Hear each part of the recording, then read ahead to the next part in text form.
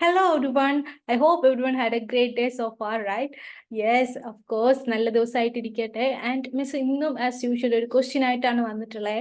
Question കുറച്ച് historic question ആണ്. Question എന്താന്ന് വെച്ചാൽ നമ്മുടെ ഗാന്ധിജിയുടെ രാഷ്ട്രീയ ഗുരു ആരാണ് എന്നതാണ്. എന്താണ് നമ്മുടെ ഗാന്ധിജിയുടെ രാഷ്ട്രീയ ഗുരു ആരാണ് എന്നതാണ് ചോദ്യം.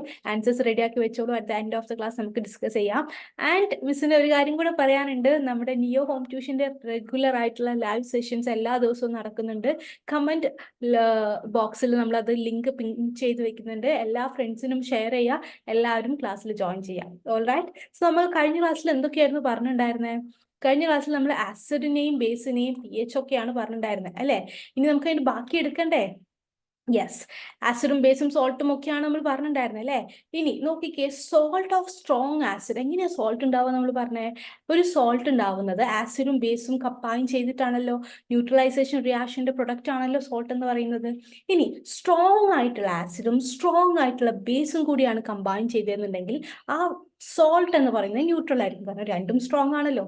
ഇനി വേറെയാണെന്നുണ്ടെങ്കിലോ, സ്ട്രോങ് ആയിട്ടുള്ള ആസിഡും വീക്ക് ആയിട്ടുള്ള ബേസും ആണെങ്കിൽ, വീക്ക് ആയിട്ടുള്ള ബേസും സ്ട്രോങ് ആസിഡും ആണെങ്കിൽ അവിടെ ആസിഡിക് പ്രോപ്പർട്ടീസ് ഡോമിനേറ്റ് ചെയ്യും. സോ ദാറ്റ് ആ സോൾട്ടിന്റെ, പുതുതായി ഉണ്ടായിട്ടുള്ള സോൾട്ടിന്റെ pH വാല്യൂ എന്തായിരിക്കും? വിച്ച് ഇസ് ലെസ് ദാൻ 7 ആയിരിക്കും. അതായത് ആ ഉണ്ടായിട്ടുള്ള സോൾട്ട് അസിഡിക് സോൾട്ട് ആയിരിക്കും എന്ന് പറയാൻ പറ്റും. ഓക്കെ. ഇനി നമ്മൾ സ്ട്രോങ് ബേസ് ആണ് എടുക്കുന്നത്, വീക്ക് ആയിട്ടുള്ള ആസിഡ് ആണ് എടുക്കുന്നതെന്നുണ്ടെങ്കിലോ അവിടെ ബേസിക് പ്രോപ്പർട്ടീസ്, സ്ട്രോങ് ബേസിന്റെ ബേസിക് പ്രോപ്പർട്ടീസ് ആണ് ഡോമിനേറ്റ് ചെയ്യുക. അപ്പോൾ ഉണ്ടായിട്ടുള്ള സോൾട്ടിന്റെ വാല്യൂ എന്തായിരിക്കും? അത് മോർ ദാൻ 7 ആയിരിക്കും. സോ അത് ഒരു ബേസിക് സോൾട്ട് ആയിരിക്കും എന്ന് പറയാൻ പറ്റും. ക്ലിയർ ആണല്ലോ? ഇനി രണ്ടും സ്ട്രോങ് ആണെങ്കിൽ അത് സോൾട്ട് ന്യൂട്രൽ ആയിരിക്കും. ഇനി സ്ട്രോങ് ആസിഡും വീക്ക് ബേസും ആണെങ്കിൽ നമ്മുടെ സോൾട്ട് അസിഡിക് സോൾട്ട് ആയിരിക്കും. ഇനി സ്ട്രോങ് ബേസും വീക്ക് ആയിട്ടുള്ള ആസിഡും ആണെങ്കിൽ നമ്മുടെ സോൾട്ട് ബേസിക് സോൾട്ട് ആയിരിക്കും. ക്ലിയർ ആണല്ലോ? യെസ്. ഇനി അതുപോലെ ഒരു സോൾട്ടാണ് നമ്മൾ ഇനി പഠിക്കാൻ പോകുന്നത്, കോമൺ സോൾട്ട്. നമ്മൾ കറിയിലൊക്കെ ഇടുന്ന ഉപ്പില്ലേ, നമ്മൾ ടേബിൾ സോൾട്ടില്ലേ, ആ സോൾട്ടിനെ കുറിച്ചാണ് ഇനി നമ്മൾ പഠിക്കാൻ പോകുന്നത്. ഈ കോമൺ സോൾട്ട് ഉണ്ടാവുന്നത്, കോമൺ സോൾട്ടിന്റെ ഫോർമുല എന്താണ്? Yes, exactly, it is NaCl അല്ലെ, സോഡിയം ക്ലോറൈഡ് ആണ്. സോഡിയം ക്ലോറൈഡ് ഉണ്ടാവുന്നത് എങ്ങനെയാണ്? HCl-ഉം, നോക്കിക്കേ, HCl ഹൈഡ്രോക്ലോറിക് ആസിഡും സോഡിയം ഹൈഡ്രോക്സൈഡും. HCl ഒരു ആസിഡ് ആണ്, which is a strong acid. Okay. ഇനി NaOH ഒരു ബേസ് ആണ്, which is a strong base. So HCl-ഉം NaOH-ഉം കൂടെ കമ്പൈൻ ചെയ്യുമ്പോഴാണ് നമുക്ക് ഈ H-ഉം ഈ OH-ഉം കൂടി ചേർന്ന് വാട്ടർ ആയിട്ട് മാറും. ബാക്കിയുള്ള ഈ Na-യും Cl-ഉം കൂടെ ചേർന്നാണ് NaCl ഉണ്ടാവുന്നത്. സോ HCl എന്നുള്ള ആസിഡും NaOH എന്നുള്ള ബേസും കൂടെ കമ്പൈൻ ചെയ്തിട്ട് NaCl എന്ന് പറയുന്ന സോൾട്ടും H2O-യും ആയിട്ട് മാറുന്നു. Okay. Since HCl is A strong acid and NaOH is A strong base, ഇത് രണ്ടും സ്ട്രോങ് ആയതുകൊണ്ട് നമ്മൾ നേരത്തെ പറഞ്ഞ പ്രകാരം NaCl എന്തായിരിക്കും? ഒരു ന്യൂട്രൽ സോൾട്ട് ആയിരിക്കും. NaCl അസിഡിക്കുമല്ല ബേസിക്കുമല്ല, അതൊരു ന്യൂട്രൽ സോൾട്ട് ആണ്. ക്ലിയർ അല്ലേ? അപ്പൊ അതിന്റെ pH എന്തായിരിക്കും? It will be 7. It will be A neutral salt. Clear അല്ലേ? അതുകൊണ്ടാണല്ലോ നമ്മൾ കറിയിലൊക്കെ ഉപയോഗിക്കുന്നത്, വാരി വെതറുന്നത് അല്ലേ? അസിഡിക് ആണെങ്കിൽ നമുക്ക് ഉപയോഗിക്കാൻ പറ്റുമോ? ബേസിക് ആണെങ്കിൽ ഉപയോഗിക്കാൻ പറ്റുമോ? പറ്റില്ല. ഓക്കെ. ഇനി ഈ സോൾട്ടിന്റെ പ്രത്യേകത എന്താ? ഗാന്ധിജി, യെസ്, ഇതുകൊണ്ടാണെന്ന് വെച്ചിട്ട് ഗാന്ധിജിയുടെ ക്വസ്റ്റ്യൻ ചോദിച്ചത്. നമ്മുടെ ദണ്ഡി യാത്ര നടന്ന എന്തിനു വേണ്ടിയിട്ടായിരുന്നു?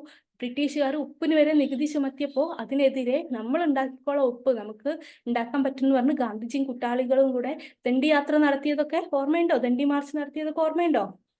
Yes, of course. ഇനി നോക്കിക്കേ, ഈ സോൾട്ടില് അത്ര പ്യുവർ ആയിരിക്കും എപ്പോഴും കിട്ടുന്നത്? ഇല്ല, അതിൽ ഒരുപാട് ഇംപ്യൂരിറ്റീസ് ഒക്കെ ഉണ്ടായിരിക്കും അല്ലെ. നമ്മൾ കടലിൽ നിന്ന് ഉണ്ടാക്കുന്ന സോൾട്ടാണ്. അതിൽ the salt are often brown due to impurities. Pure white ആണെങ്കിൽ അത് പ്യുവർ ആയിരിക്കും.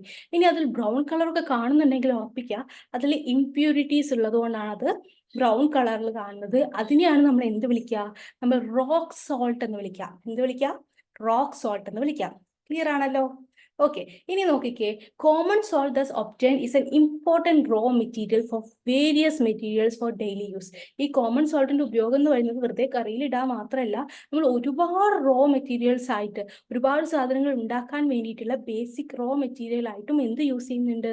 നമ്മുടെ കോമൺ സോൾട്ട് യൂസ് ചെയ്യുന്നുണ്ട്. അതായത് സോഡിയം ഹൈഡ്രോക്സൈഡ് NaOH ഉണ്ടാക്കാൻ വേണ്ടിയിട്ടും, ബേക്കിംഗ് സോഡ ഉണ്ടാക്കാൻ വേണ്ടിയിട്ടും, വാഷിംഗ് സോഡ ഉണ്ടാക്കാൻ വേണ്ടിയിട്ടും, ബ്ലീച്ചിങ് പൗഡർ ഉണ്ടാക്കാൻ വേണ്ടിയിട്ടും ഒക്കെ നമ്മൾ എന്ത് യൂസ് ചെയ്യുന്നുണ്ട്? നമ്മുടെ NaCl കോമൺ സോൾട്ട് യൂസ് ചെയ്യുന്നുണ്ട്. ഓക്കെ. ഇനി നമുക്ക് എന്തുണ്ടാക്കണം നോക്കാം. സോഡിയം ഹൈഡ്രോക്സൈഡ് എങ്ങനെയാണ് ഉണ്ടാക്കാന്ന് നോക്കാം. എണ്ണ ഒഴിച്ച് എങ്ങനെയാണ് ഉണ്ടാക്കാന്ന് നോക്കാം. ഓക്കെ, ഈ സോഡിയം ഹൈഡ്രോക്സൈഡ് ഉണ്ടാക്കുന്ന പ്രോസസ്സിനെയാണ് നമ്മൾ എന്ത് വിളിക്കുക? ക്ലോർ ആൽക്കലി പ്രോസസ്. എന്ത് വിളിക്കുക? ക്ലോർ ആൽക്കലി പ്രോസസ് എന്ന് വിളിക്കാം. അതിനുവേണ്ടി നമുക്ക് എന്താ വേണ്ടേ? നമുക്ക് ക്ലോറിന്റെ ബ്രൈൻ സൊല്യൂഷൻ വേണം. ക്ലോറൈഡിന്റെ, സോഡിയം ക്ലോറൈഡിന്റെ ബ്രൈൻ സൊല്യൂഷൻ. സോഡിയം ക്ലോറൈഡ് എന്ന് പറഞ്ഞാൽ എന്താ? ഉപ്പല്ലേ? ഉപ്പ്, കോൺസെൻട്രേറ്റഡ് ആയിട്ടുള്ള ഉപ്പ് വെള്ളത്തിനെയാണ് നമ്മൾ ബ്രൈൻ സൊല്യൂഷൻ എന്ന് വിളിക്കുക. അതിലൂടെ നമ്മൾ എന്തിനാ പാസ് ചെയ്യുന്നത്? നമ്മൾ ഇലക്ട്രിസിറ്റി പാസ് ചെയ്യാം. സോഡിയം ക്ലോറൈഡിന്റെ ബ്രൈൻ സൊല്യൂഷനിലൂടെ ഇലക്ട്രിസിറ്റി പാസ് ചെയ്യുന്ന സമയത്ത് അത് എന്ത് ചെയ്യും? ആ സോഡിയം ക്ലോറൈഡ് ഡീകമ്പോസ് ചെയ്യും. എന്ത് ചെയ്യും? ഡീകമ്പോസ് ചെയ്യും. ഡീകമ്പോസ് ചെയ്തിട്ട് നമുക്ക് സോഡിയം ഹൈഡ്രോക്സൈഡ് ഉണ്ടാവുന്ന ഈ പ്രോസസ്സിനെയാണ് നമ്മൾ എന്ത് വിളിക്കുന്നത്? ക്ലോർ ആൽക്കലി പ്രോസസ് എന്ന് വിളിക്കുന്നത്. എന്താ ഉണ്ടാക്കുന്നത്? ക്ലോർ ആൽക്കലി പ്രോസസ്സിലൂടെ നമ്മൾ സോഡിയം ഹൈഡ്രോക്സൈഡിനെ ഉണ്ടാക്കുന്നു. അതിന്റെ ഇക്വേഷനാണ് ഇവിടെ കൊടുത്തിട്ടുള്ള NaCl+H2O. അതാണല്ലോ ബ്രൈൻ സൊല്യൂഷൻ. അതിലൂടെ നമ്മൾ ഇലക്ട്രിസിറ്റി പാസ് ചെയ്യുമ്പോൾ നമുക്ക് എന്ത് കിട്ടുന്നു? സോഡിയം ഹൈഡ്രോക്സൈഡ് ആയിട്ടുള്ള NaOH പ്ലസ് ക്ലോറിൻ ഗ്യാസും പ്ലസ് ഹൈഡ്രോജൻ ഗ്യാസും ആണ് കിട്ടുന്നത്. നോക്കിക്കേ, അതിന്റെ ചിത്രം ഇവിടെ കൊടുത്തിട്ടുണ്ട്. ഇതാണ് നമ്മുടെ ബ്രൈൻ സൊല്യൂഷൻ ആയിട്ടുള്ളത്. നമ്മളിവിടെ ആനോഡ് ആയിട്ട് എടുത്തിട്ടുള്ള ക്ലോറൈഡ് ആണ്, ക്ലോറിൻ ആയിട്ടാണ് ആനോഡ് എടുക്കുന്നത്. കാഥോഡ് ഏതാണ്? ഹൈഡ്രോജൻ. രണ്ടിനും എടുക്കുന്നു. ഓക്കെ, ഇനി നോക്കിക്കേ, ഇവിടെ ഉണ്ടാവുന്നത് ഈ ഇലക്ട്രിസിറ്റി പാസ് ചെയ്യുന്ന സമയത്ത് നമുക്കിവിടെ NaOH, ഈ NaCl ഡിപ്ലീറ്റ് ചെയ്തിട്ട് നമുക്കിവിടെ NaOH കിട്ടുന്നു. പ്ലസ് ഈ കാഥോഡിൽ ഉണ്ടാവുന്ന എന്താണ്? ഹൈഡ്രോജൻ ഗ്യാസ് ആണ്. കാഥോഡിൽ ഉണ്ടാവുന്ന ഗ്യാസ് ആണ്, ഇവിടെ ബബിൾ ചെയ്യുന്ന ഗ്യാസ് ആണ് ഹൈഡ്രോജൻ ഗ്യാസ്. ആനോഡിൽ ബബിൾ ചെയ്യുന്ന ഗ്യാസ് ആണ് chloride gas. Okay, chloride gas ആണ് ആനോഡിൽ ബബിൾ ചെയ്യുന്നത്. ഈ ഡിപ്ലീറ്റഡ് ബ്രൈൻ സൊല്യൂഷൻ നമുക്ക് പുറത്തോട്ട് ഇതുവഴി എടുക്കാൻ പറ്റും. സാച്ചുറേറ്റഡ് ബ്രൈൻ സൊല്യൂഷൻ നമ്മൾ അകത്തോട്ട് ഇടുന്നത് ഈ ഒരു ടാപ്പ് വഴിയാണ്, ഈ ഒരു പൈപ്പ് വഴിയാണ്. ഓക്കെ, ഇനി ക്ലോറിൻ ഗ്യാസ് ആണ് ഇവിടെ ആനോഡിൽ ഉണ്ടാവുക once again. And hydrogen gas എവിടെയാണ് ഉണ്ടാവുക? കാഥോഡിലാണ് ഉണ്ടാവുന്നത്. ക്ലിയർ അല്ലേ? ഓക്കെ, സോ ക്ലോറൈഡ് എന്താണ്? NaOH ഉണ്ടാക്കുന്ന പ്രോസസ്സിന്റെ പേരാണ് ക്ലോർ ആൽക്കലി പ്രോസസ്. എന്നാണ്? ക്ലോർ ആൽക്കലി പ്രോസസ് എന്നാണ് നമ്മൾ ഈ സോഡിയം ഹൈഡ്രോക്സൈഡ് ഉണ്ടാക്കുന്ന പ്രോസസ്സിന്റെ പേര്. ബ്രൈൻ സൊല്യൂഷൻ ആണ് എടുക്കുന്നത്. NaClന്റെ കോൺസെൻട്രേറ്റഡ് സൊല്യൂഷനാണ് ബ്രൈൻ സൊല്യൂഷൻ എന്ന് വിളിക്കുക. അതിൽ ആനോഡ് വെക്കുന്നു, കാഥോഡ് വെക്കുന്നു. ആൻഡ് ഇതിലൂടെ ഇലക്ട്രിസിറ്റി പാസ് ചെയ്യുന്ന സമയത്ത് നമുക്ക് NaOH താഴെ കളക്ട് ചെയ്യാൻ പറ്റും. അതുപോലെ തന്നെ ക്ലോറിൻ ഗ്യാസിനെ ആനോഡിലും ഹൈഡ്രോജൻ ഗ്യാസിനെ കാഥോഡിലും കളക്ട് ചെയ്യാൻ പറ്റും. ക്ലിയർ അല്ലേ? യെസ്. അപ്പൊ അത്രയാണ് NaOHന്റെ പറഞ്ഞത്. അടുത്തതാണ് ബ്ലീച്ചിങ് പൗഡർ. ബ്ലീച്ചിങ് പൗഡർ എല്ലാവരും കണ്ടിട്ടുണ്ടാവുമല്ലോ. മഴക്കാലമായി കഴിഞ്ഞാൽ നമുക്ക് ഹെൽത്തിൽ നിന്നൊക്കെ കൊണ്ടുവരും. നമ്മൾ ഈ കിണറ്റിലിടും. കിണറ്റിൽ നന്നായിട്ട് ബ്ലീച്ചിങ് പൗഡർ ഇടും. അല്ലെങ്കിൽ നമ്മൾ മുറ്റത്ത് വഴുക്കലുള്ളിടത്തൊക്കെ ഇടും അല്ലെ? തെന്നലുള്ളിടത്തൊക്കെ ഇടും. അതൊക്കെയാണ് ബ്ലീച്ചിങ് പൗഡർ. അതല്ലെങ്കിൽ നമ്മൾ പുറത്ത് പോയിട്ട് ഫുഡ് കഴിച്ചിട്ട് വായ കഴുകുമ്പോഴൊക്കെ ചില ഹോട്ടൽ വെള്ളത്തിലൊക്കെ ബ്ലീച്ചിങ് പൗഡറിന്റെ ചുവ ഉണ്ടാവും. ക്ലോറിൻ വാട്ടർ എന്നൊക്കെ നമ്മൾ പറയാറുണ്ട് അല്ലെ? എന്താണ് ബ്ലീച്ചിങ് പൗഡറിന്റെ ഫോർമുല? ഇതാണ് നമ്മുടെ bleaching powder. White colour powder ആണ്. വളരെ നൈസ് ആയിട്ടുള്ള പൗഡർ ആണ് അല്ലെ? CaOCl2. എന്താണ്? CaOCl2. ഇതാണ് നമ്മുടെ ബ്ലീച്ചിങ് പൗഡർ. അതിന്റെ ഫോർമുല ഏതാണ്? ഇനി ക്ലോറിൻ ഗ്യാസ് യൂസ് ചെയ്തിട്ടാണ് നമ്മൾ എന്തുണ്ടാക്കുന്നത്? ബ്ലീച്ചിങ് പൗഡർ ഉണ്ടാക്കുന്നത്. എന്ത് യൂസ് ചെയ്തിട്ടാണ്? Chlorine gas. അതുകൊണ്ടാണ് നമ്മൾ ക്ലോറിനേറ്റഡ് വെള്ളമാണ് എന്നൊക്കെ പറയുന്നത്. ഓക്കെ, നോക്കിക്കേ, ക്ലോറിൻ ഗ്യാസ് യൂസ് ചെയ്യുന്നു. അലോങ് വിത്ത് എന്താ യൂസ് ചെയ്യുന്നത്? സ്ലേക്ക് ലൈം. സ്ലേക്ക് ലൈം എന്താണെന്നുള്ളത് നമ്മൾ ഫസ്റ്റ് ചാപ്റ്ററിൽ പഠിച്ചിട്ടുണ്ട്. എന്തായിരുന്നു? കാൽഷ്യം ഹൈഡ്രോക്സൈഡിനെയാണ് നമ്മൾ സ്ലേക്ക് ലൈം എന്ന് വിളിക്കുക. CaOH2 അല്ലെ?